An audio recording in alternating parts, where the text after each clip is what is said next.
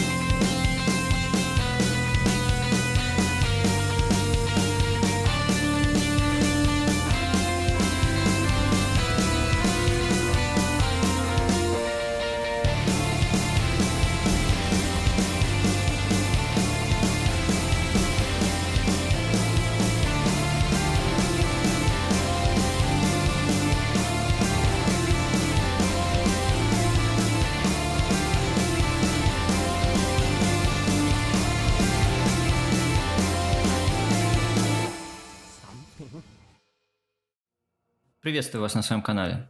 Новая лига уже на подходе, а значит уже самое время выбирать подходящий стартовый билд. В этом видео я познакомлю вас со своим минером через цепную и шаровую молнии. Персонажи минеры славятся как хорошие босс-киллеры, и этот билд тому подтверждение. Он уничтожает большинство боссов за считанные секунды, а на убер древнего Исируса уходит около 2-3 минут. Высокий урон обеспечивается за счет использования мин шаровой молнии. Секрет урона кроется в самой механике мин, а точнее в механике цепной реакции. Сдетонировав несколько установленных мин, они не подрываются мгновенно, они подрываются по очереди. Во время цепной реакции урон постепенно нарастает, поэтому чем больше мин было установлено, тем больше будет урон. Но это еще не все. Цепная реакция идет до тех пор, пока есть мины, поэтому запустив реакцию, мины нужно подкидывать, чтобы она продолжалась. Прямо как дрова в костер, чтобы он не погас. Еще очень важный момент, но не совсем очевидный. Нельзя бездумно спамить детонацию мин, ибо это запускает новую цепную реакцию, из-за чего теряется урон от старой. Правильный старт боя с боссом или метаморфом должен выглядеть так. Сначала устанавливаем все 23 мины. За примерно полсекунды до старта боя включаем все боевые фласки и фласку манны. За примерно 200 миллисекунд начинаем детонацию мин и включаем наш праведный огонь Ваал. Подкидываем мины для продолжения цепной реакции. Это почти всегда хватает для убийства или переключения фазы почти любого босса в игре. Обычно персонажи с высоким сингл-таргет уроном имеют слабенькую скорость зачистки, но это точно не в этом случае. Цепная молния со свистом проносится по пакам монстров и убивает все в пределах 1-2 экранов. К сожалению, в билде присутствует перестановка нескольких камней, но это необходимо только в бою против убер-боссов. Боссы даже Т-16 карт и метаморфы без проблем убиваются цепной молнией. С выживаемостью билда все тоже в полном порядке. Финальная версия билда играется через энергощит, которого мы набираем около 9000. Билд имеет высокую регенерацию здоровья за счет таланта восхождения пироман, которая благодаря таланту клятва фанатика конвертируется в регенерацию энергощита. Кроме этого, персонаж использует перчатки руки машины, которые позволяют нам похищать здоровье за урон, наносимый нашими минами. А используя талант похититель душ, мы начинаем похищать энергощит вместо здоровья. Это позволяет суммарно восстанавливать около 2500 щита в секунду. Добавляем к этому почти постоянный эффект укрепления, который получаем от соответствующего камня поддержки. Талант диверсанта, рожденный во мраке, ослепляющий ближайших врагов. Это значит, что любые атаки будут промахиваться в половине случаев. Второй талант диверсанта – умелый сапер, снижающий урон от ударов по области. Талант в дереве – разрушительные механизмы, снижающий урон от противников, возле которых установлены мины. И амулет присутствия Чаюлы дает полную неуязвимость к оглушению. Именно комбинация этих способностей позволяет персонажу переживать огромный урон, стоять в луче Создателя и даже танчить метаморфов. Для еще большего увеличения урона персонаж использует нагрудник наряд Шаврон, что позволяет потратить почти все здоровье на резервацию полезными аурами. И поскольку персонаж имеет очень мало здоровья, мы можем в полной мере утилизировать талант Вдохновение болью, который дает на 30% больше урона от чар. Такой бонус урона сопоставим с уроном от камня поддержки, как если бы мы добавили 7-ю связь к нашим минам. Досмотрев видео до этого момента, вы могли задаться вполне резонным вопросом. Каким образом вообще можно купить такие дорогие предметы на старте лиги? Ответ очень прост. Да никаким.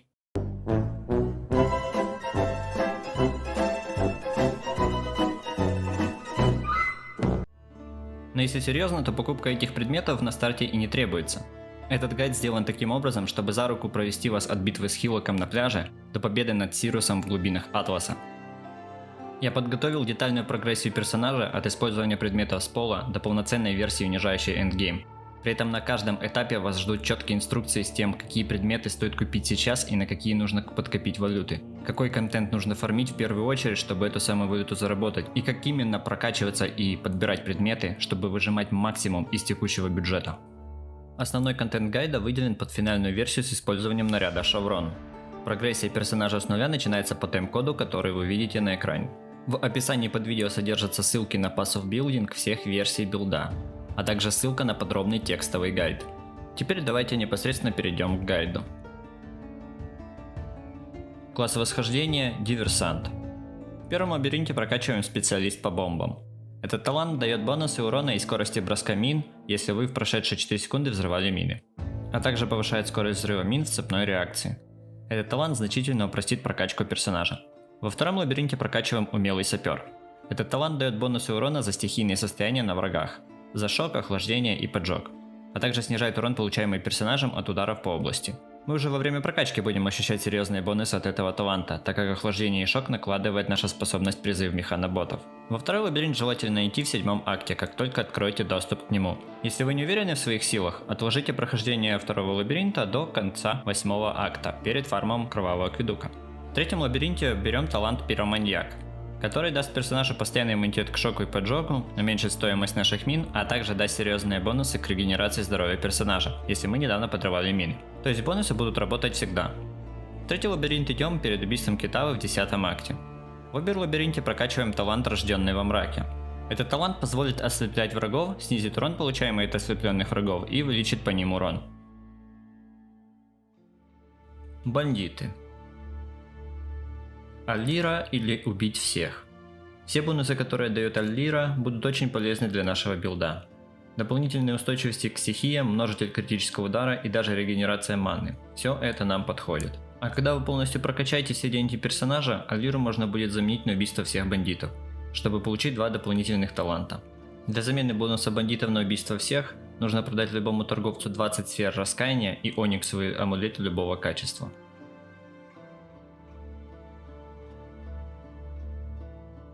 Вот наше основное дерево талантов на 88 уровень. Если вы решите использовать перчатки руки машины, то нужно будет взять Похититель душ. Если вы захотите использовать дорогую версию аур, нужно будет прокачать еще вот этот талант. А если у вас будет валюта наложить дорогое зачарование на амулет, то нужно будет прокачать персонажа еще минимум 3 уровня. Перейдем к пантеону. Тут все просто. Старший бог Аракали. Аракали дает бонусы, снижающие постепенный урон, а также на 50% ускоряет скорость восстановления энергощита, если мы недавно перестали получать постепенный урон. Этот бог является незаменимым в бою с Сирусом, Создателем и Убер Древним. Младшим богом выбираем Шакари. Шакари снижает урон от хаоса, а также дает иммунитет к отравлению.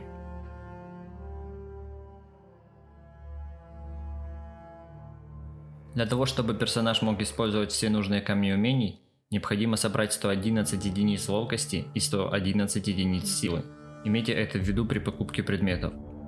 Прежде чем мы поговорим о предметах, напомню, что в описании под видео есть ссылка на детальный текстовый гайд по этому билду.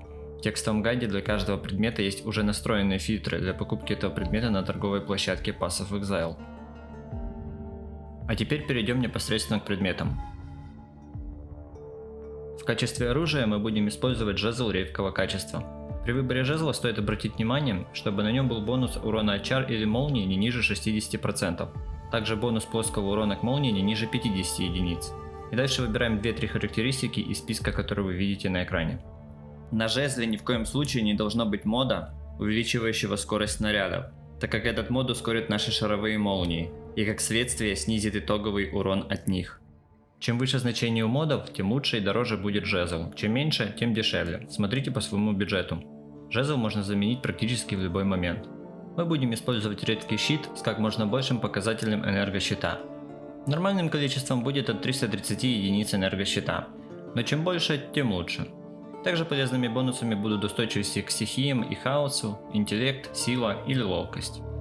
А также шанс критического удара к заклинаниям. В качестве нагрудной брони мы будем использовать наряд Шаврон. Шавронка — это незаменимый предмет билда. Она не позволяет хаос урону проникать сквозь энергощит. А если вы этого не знали, то хаос урон обычно игнорирует энергощит и наносит урон сразу по здоровью. Это можно сравнить с эффектом радиации, против которой бронежилет не особо поможет. При покупке Шаврони в первую очередь смотрим на высокий показатель энергощита. Чем больше, тем лучше. Амулет. Присутствие Чаюлы. Второй незаменимый предмет билда. Присутствие Чаюлы дает иммунитет к оглушению, бонус 60% к устойчивости хаосу, а также конвертирует 20% здоровья в энергощит, что значительно увеличивает общий уровень энергощита персонажа. Покупайте только не оскверненную версию, чтобы у вас была возможность усилить его катализаторами и наложить на него зачарование. На этот амулет можно использовать 20 насыщенных или 20 закаляющих катализаторов. Это увеличит бонус конвертации здоровья с 20 до 24%. Нужно использовать или 20 насыщенных, или 20 закаляющих. Комбинировать не получится. Шлем. Vertex Маска Ваал. Еще один ключевой предмет билда. Vertex дает неплохой бонус энергощита, от 24 до 30% устойчивости к хаосу. Но самое главное, Vertex дает бонусный уровень камням, вставленным в него. Эта особенность позволяет с высокой эффективностью использовать ауры. Но об аурах поговорим позже. При покупке смотрите как на высокий показатель энергощита, так и на устойчивость к хаосу. Перчатки. Руки машины. Это не обязательный, но очень полезный предмет, выводящий выживаемость билда на новый уровень. Руки машины позволяют похищать здоровье от урона, наносимого нашими минами. А взяв талант Ловец душ, мы начинаем поглощать энергощит.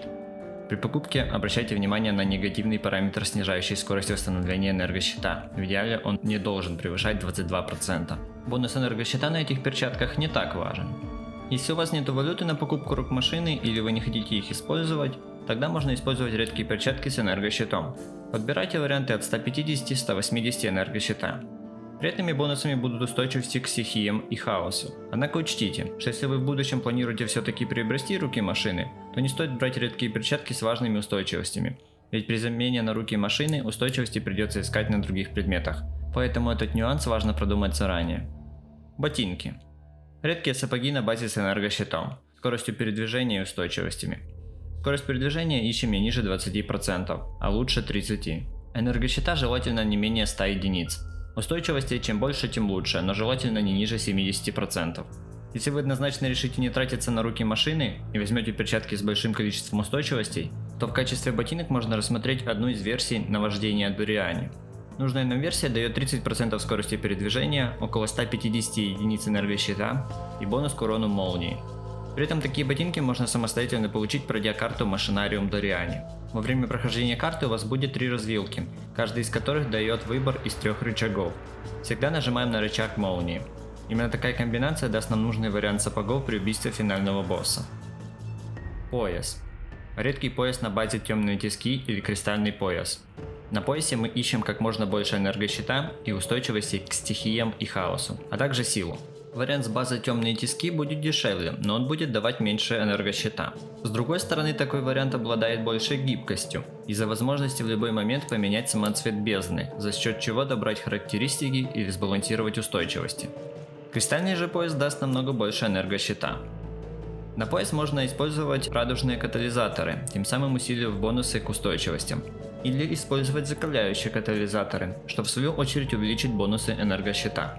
В случае с кристальным поясом рекомендую использовать именно закаляющие катализаторы.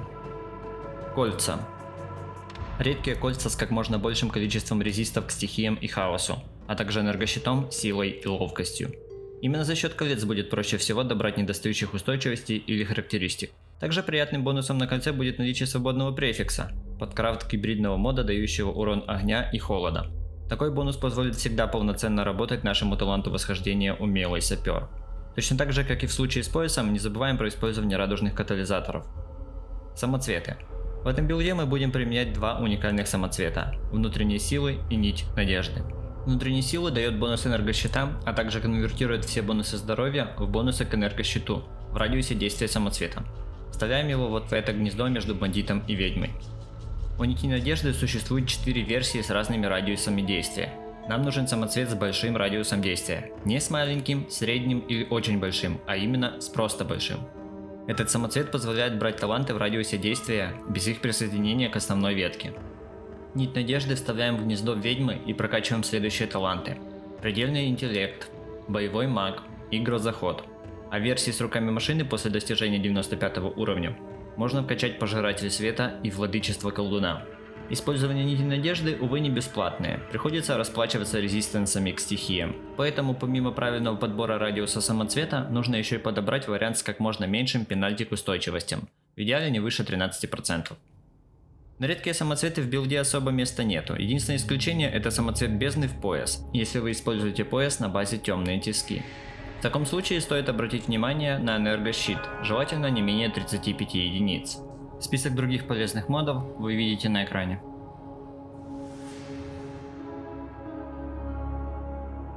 Если у вас будет немного урона от холода и огня, то наш талант «Умелый сапер» будет всегда давать максимальные бонусы. А наличие этих бонусов на самоцвете облегчит поиск колец.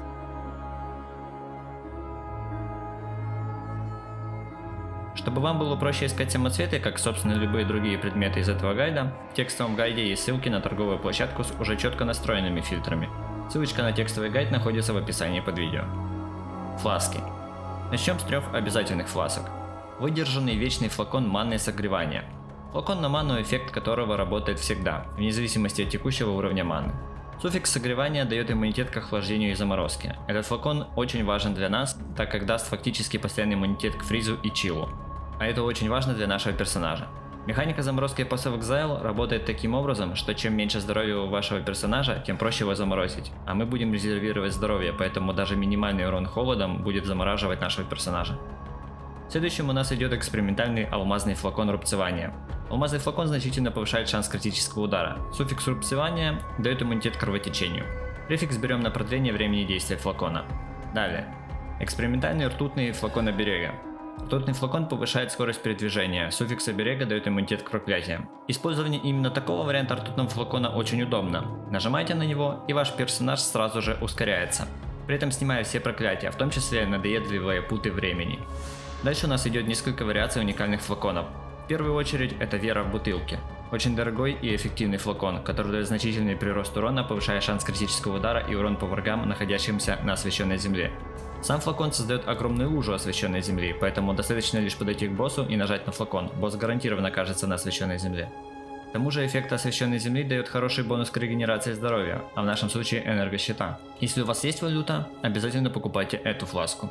Все ее роллы имеют значение, поэтому или покупайте сразу хорошую, или покупайте любую и используйте на нее божественные сферы. Кроме этого, фласку можно собрать при помощи гадальных карт «Помощь безгрешных». И в случае выпадения плохих роллов использовать на фласке божественные сферы. Второй уникальной флаской будет урна глотателя пепла с крафтовым модом на шанс критического удара. Урна повышает урон по подожженным целям. Также урна дает полезный эффект, мгновенно восполняющий энергощит при убийстве монстров. Еще урна дает уникальную анимацию кислотно-зеленого горения монстров. К сожалению, хоть эта анимация очень красивая, она негативно влияет на производительность. Да и постоянно наблюдать ее довольно напряжно для глаз, по крайней мере для моих. Если для вас это не проблема, то при покупке берите фласку с показателями ниже 70% крита и обязательно восстановление 3% энергощита за убийство монстров. Далее у нас очень дешевая и полезная фласка «Обещание от Зири». Она дает бонус урона хаосом от стихийного урона, а также похищение здоровья от урона хаосом, что будет не лишним, если мы используем перчатки руки машины. Сама база фласки повышает устойчивость к хаосу. При покупке обращаем внимание только на бонус хаоса от стихийного урона. Так как фласка очень дешевая, обязательно покупаем максимальный бонус в 15%. И последний вариант уникальной фласки – Мудрый дуб. Для правильной ее работы суммарный показатель устойчивости к молнии должен быть выше, чем устойчивость к огню и льду. Он также может быть равным устойчивости огню или льду, но такого добиться очень трудно. При правильной настройке фласка дает до 15% пробивания устойчивости молнии, что очень сильно повышает наш урон. При покупке обращаем внимание на ролл пробивания устойчивости. Обязательно покупаем максимальный, то есть 15%. Дешевый вариант зачарования для амулета – последовательный подрыв. Мы в основном будем использовать именно его, просто из-за того, что этот талант нам обязательно нужен, а зачаровать его на амулет стоит не очень дорого. Нам потребуется всего 2 чистых и 1 алое масло.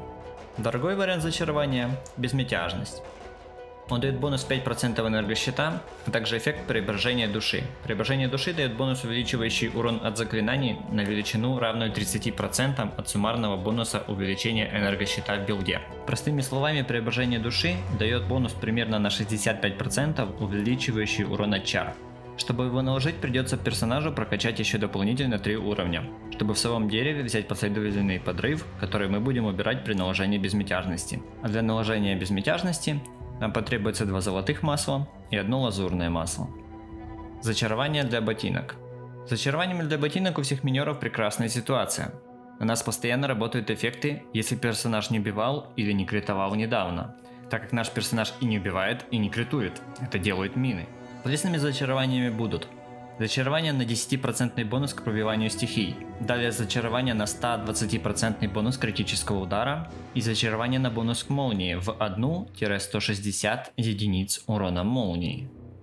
Обзавестись одним из этих зачарований просто обязательно, к тому же это очень просто. Делается это, как ни странно, в Убер-лабиринте. Главное, не забудьте перед походом взять с собой пророчество «Дважды зачарованное», чтобы шансы свои удвоить. Зачарование для шлема. Поскольку мы используем уникальный шлем Vertex, получить хоть сколько-нибудь полезное зачарование для нас будет очень трудно. Тем более, что мы используем 2 основных способности, наносящие урон. Поэтому зачарование будет работать только на одну из них. Еще есть варианты зачарования, связанные с резервацией манны. Их по идее можно утилизировать, но Vertex с такими зачарованиями будут стоить довольно много. И само по себе зачарование без дополнительных махинаций с деревом или камнями ничего не даст. Если хотите, чтобы я расписал возможности таких махинаций, пишите в комментариях. А пока что по поводу зачарований на шлеме скажу следующее. Любой на цепь молнии или шаровую молнию сгодится. А вообще лучше взгляните в сторону осквернений, по типу бонуса к уровню камней аур, АОЕ камней или дополнительного заряда энергии. С предметами вроде бы все. Теперь пришло время поговорить о камнях. Напоминаю, что для того, чтобы персонаж мог использовать все нужные камни, необходимо собрать 111 единиц ловкости и 111 единиц силы. Как я уже говорил ранее, в билде присутствует пресновка камней основных связок, но камни подобраны таким образом, чтобы нагрудник не нужно было перекрашивать и свапать нужно было как можно меньше камней. Итак, на зачистку мы будем использовать цепь молний Ваал, усиленную следующими камнями поддержки: цепной подрыв, минное поле, урон ловушек и мин, заряженные мины и пронизывающие молнии. Против боссов и метаморфов мы используем шаровую молнию, усиленную следующими камнями: цепной подрыв, минное поле, замедленные снаряды, средоточие стихий и пронизывающие молнии. Существует 2 варианта раскладок аур – дешевый и дорогой. Дешевая раскладка выглядит следующим образом. В шлем Vertex вставляем ауры, резервирующие манну, грозный гнев, дисциплина Ваал, а также праведный огонь Ваал и призыв каменного голема. Ваал дисциплина повышает выживаемость за счет того, что во время ее действия входящий урон не может прервать восстановление энергощита. Мы будем использовать только Ваал версию праведного огня перед стартом боя с боссом. Обычный праведный огонь использовать не будем. В перчатки или ботинки вставляем ауры, резервирующие здоровье. Призыв механоботов, вестник грома, наставник и магия крови.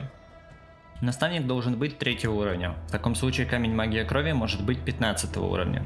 Или же наставник может быть 2 уровня, но тогда магия крови обязательно должна быть 20 уровня. Для использования дорогого варианта аур нам нужно будет прокачать в дереве дополнительный талант, уменьшающий резервацию манны. Камни выставляем следующим образом. В шлеме Vertex размещаем камни, резервирующие здоровье. Призыв механоботов, дисциплина Ваал, наставник уровень 3, магия крови уровень 20. В перчатках или ботинках ставим ауры, резервирующие манну. Грозный гнев, фанатизм, наставник уровень 3 и праведный огонь Ваал. Сначала вы можете использовать дешевый вариант аур и потом с легкостью перейти на дорогой. Идем далее. В перчатки или ботинки вставляем сетап сотворения чар при получении урона, он же КВДТ сетап. Камни должны быть следующими. Сотворение чар при получении урона уровень 1, призыв к бессмертию уровень 3, проводимость уровень 5 и волна осуждения уровень 7. Такой сетап незначительно повысит выживаемость и значительно повысит урон против боссов, суммарно снижая их устойчивость к молнии на 54%. В жезл щит вставляем способности передвижения. Огненный рывок, ускорение сотворения чар, колдовской выброс уровень 6. Удар щитом, укрепление, ускорение атак. Камни в сетапе удара щитом прокачиваем настолько высоко, насколько того позволяет сила и ловкость персонажа. С камнями закончили. В этом видео я не буду затрагивать детальную прогрессию персонажа по актовой части игры, иначе оно растянется еще на дополнительных 10 минут. В описании под видео есть Passive Building, в котором подробно расписана прогрессия камней и деревьев персонажа. Там же под видео есть текстовый гайд, в котором целый раздел выделен вопросу прокачки с первого уровня. Переходите по ссылке, изучайте. Единственное, что скажу здесь, не забывайте собирать рецепты на сферы хаоса после того, как попадете в кровавый акведук. Первые несколько дней лиги хаос-рецепты будут хорошим источником валюты. Что такое хаос-рецепты и как их собрать, можете узнать в текстовом гайде, посвященном рецептам торговцев, ссылка на который находится все там же, в описании. Перейдем к очень важному вопросу. Как развивать персонажа после прокачки актов в первый день новой лиги? Все, что я пишу далее, это исключительный план того, как буду делать именно я. У вас могут быть другие взгляды на прогрессию персонажа. Итак, поехали. После прохождения актов, 3 лабиринтов и выхода на Атлас, мы начинаем собирать начальную версию билда. Начальная версия билда будет представлять из себя максимально бюджетную выжимку, состоящую из очень дешевых предметов. Дерево начальной версии на 81 уровень будет выглядеть следующим образом. В качестве защиты мы будем использовать наш урон, ибо это единственная защита, на которую мы можем полагаться в данный момент. Конечно, мы также будем использовать таланты акробатика и уворота чар, но чтобы увороты почаще прокали, нужно постоянно применять одну секретную технику. Предметы начальной версии будут следующими: посох скипетр сотрясания, нагрудник табула раса, ботинки поступ Адзири, фласка обещания Адзири и дешевые предметы на здоровье и устойчивости, большинство которых можно буквально поднять с пола. План действий будет следующим. Стараемся как можно скорее наролить наши обычные фласки, алмазную, ртутную и божественный флакон манны. Затем нам нужно купить скипетр сотрясания и сделать из него 4 линк с 3 синими и 1 зеленым сокетами. Посох обойдется в несколько хаосов, но даст ряд очень сильных бонусов. Главная его особенность заключается в эффекте перезарядки мин после их подрыва. Это значит, что мины не исчезают после первого подрыва, перезаряжаются и взрываются заново, что позволяет с легкостью создавать продолжительные цепные реакции. Так, подорвав 23 мины, мы создадим цепную реакцию из 36-37 мин.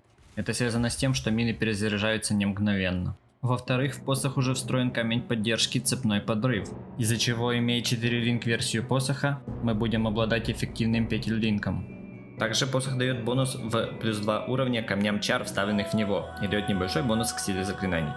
При покупке не обращаем внимания на роллы, главное, чтобы посох не был оскверненным. Цвет камней подобран таким образом, чтобы при надобности наши основные связки можно было переставлять местами. Начинаем свое продвижение по Атласу. Сейчас наша цель — открыть хотя бы одну Т3 и одну Т4 карту, а также очень желательно открыть и пройти Убер-лабиринт. После чего можно спокойно начинать фармить Адзири, с которой нам нужно выбить сапоги поступь Адзири и фласку обещания Адзири. Сеты на доступ к Адзири покупаем на торговой площадке. Примерно в этот момент очень хорошей идеей будет поставить на прокачку камни. Наставник, а лучше сразу 2 наставника. Камень поддержки магия крови и ауры, дисциплина вал, грозный гнев и фанатизм. Пока фармим Адзири, не забываем про сбор хаос-рецептов. На карте Адзири неплохо выпадают другие карты, и хорошо идет прокачка, главное не умирать. А также может выпасть гадальная карта Эфемерность, которая нам может понадобиться в будущем. Адзири можно фармить не только чтобы выбить сапоги и фласку себе, но и для заработка валюты. Фласки и сапоги должны с лихвой окупать стоимость новых сетов. Иногда с Адзири выпадает достаточно дорогой скипетр, который можно выгодно продать. С обычной Адзири падают фрагменты сета на Убер Адзири, который нам тоже может скоро понадобиться. Из Убер Адзири падает один из ключевых предметов билда – шлем Vertex. Пока фармим Адзири, наша задача приобрести табулу раса. Сделать это можно просто купив табулу или собрав колоду гадальных карт смирения. Карты, на которую, кстати, выпадают в кровавом акведуке.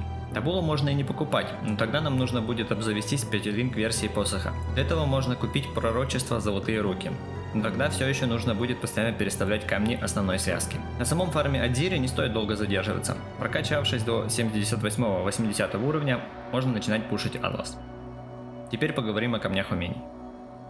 При использовании посоха камни основных связок будут следующими: цепь молний вал, урон ловушек и мин, минное поле, заряженные мины. Сетап на босса: шаровая молния, замедленные снаряды, минное поле, средоточие стихий. Если посох будет 5-линковым, то к обеим связкам добавляем пронизывающие молнии. Связка аур будет следующая: призыв механоботов, вестник грома. И добавляем праведный огонь вал и призыв каменного голема. Для передвижения используем огненный рывок, ускоренное сотворение чар и колдовской выброс не выше 6 уровня. И в последней связке сетап сотворения чар при получении урона.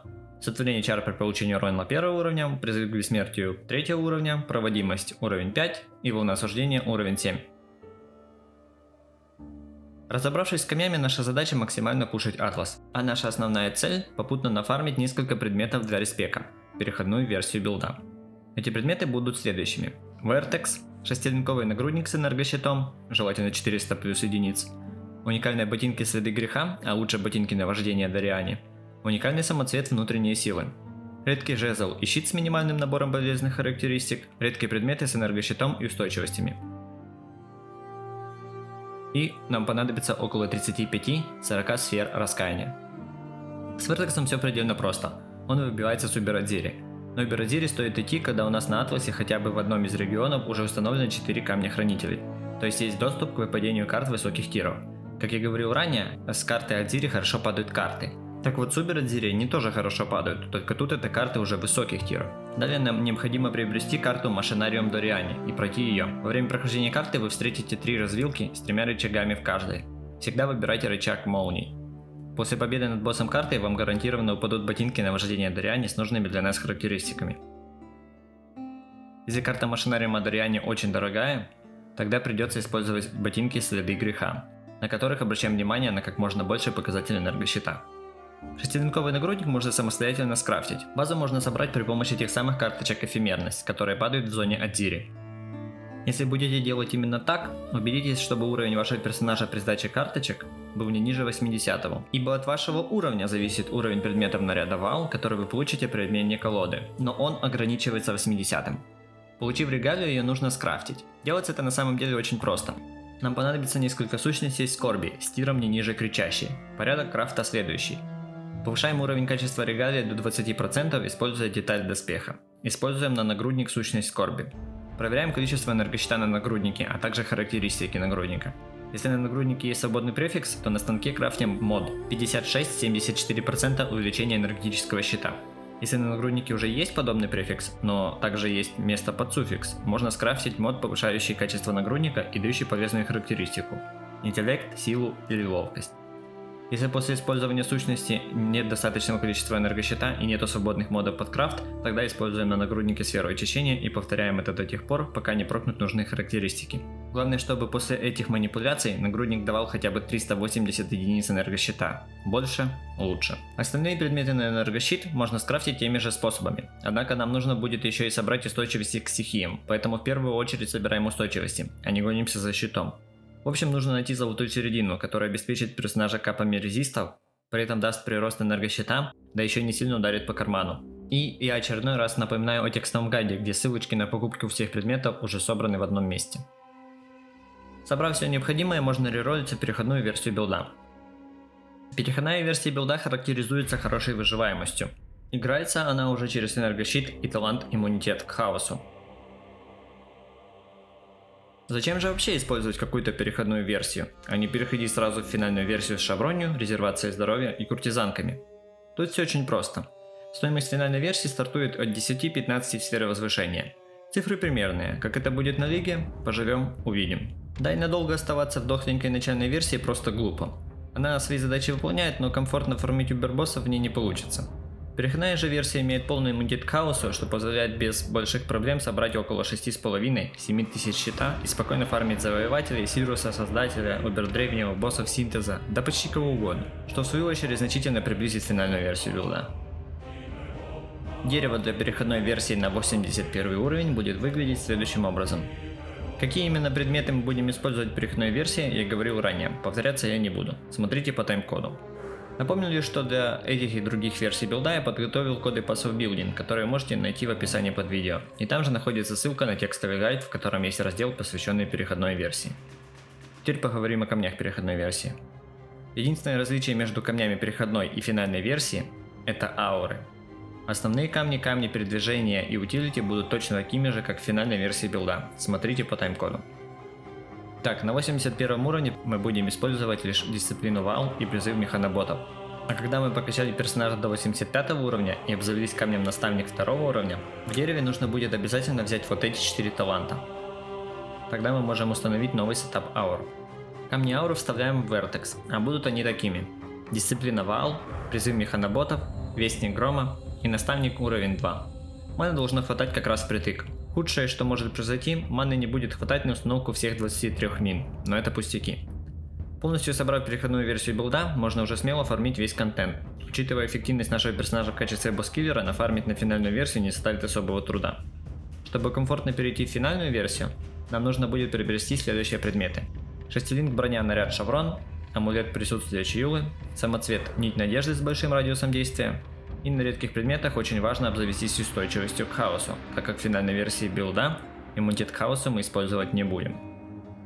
Если в финальной версии вы планируете использовать перчатки руки машины, но они пока что дорогие и у вас не хватает на них валюты, то их на первое время можно заменить простыми перчатками с энергощитом. 150 единиц будет достаточно. Однако в таком случае нам нужно будет обеспечить билд устойчивостями без участия перчаток, ведь на руках машины устойчивости не будет. Тут я вижу два пути развития. Сразу же покупаем хорошие ботинки со скоростью передвижения и устойчивостями. И тогда можно брать любые перчатки с энергощитом, не задумываясь о резистансах. Потом просто купите руки машины и наденьте их. Или вариант номер 2. Закрывайте потребности устойчивости перчатками и продолжайте использовать ботинки на вождение Дариане. Но в таком случае держите в голове, что при покупке рук машины нужно будет заменить ботинки на такие, которые перекроют ровно те же резистансы, которые были на перчатках, иначе устойчивости придется пересобирать по новой. Это не особо приятное занятие. Билд получился очень сильным, достаточно быстрым и с хорошей выживаемостью, испепеляющим любых боссов в игре, и это при всех недавних бафах здоровья боссов. Обычно я не рекомендую игру за минеров, но это получился чертовски хорошим. Все-таки возможность начать игру этим билдом с первых минут лиги и постепенно проапгрейдить персонажа до одного из сильнейших билдов Pass of Exile тоже что-то дозначит. А раз вы досмотрели видео до этого момента, значит вам было интересно. Не забудьте поставить лайк под видосом, кнопка лайка не заминирована. Пишите в комментариях, возможно я что-то упустил. Также я буду рад любой адекватной критике. Если вам понравился билд, не забудьте скинуть своим друзьям, возможно им тоже зайдет. Спасибо за внимание и удачного старта лиги!